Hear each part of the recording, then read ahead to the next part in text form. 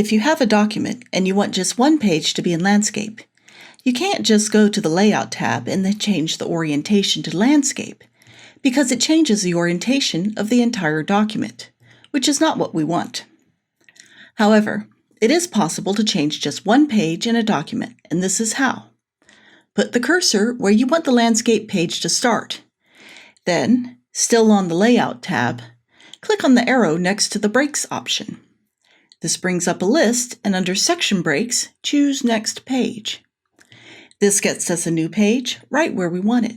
More importantly, it starts a new section.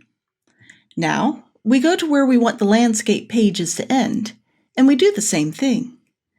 Essentially, the document is now in 3 so-called sections. Now all we need to do is change the orientation in the middle section. That is, making sure the cursor is in that section, we choose Orientation and then Landscape. This gives us the layout that we want.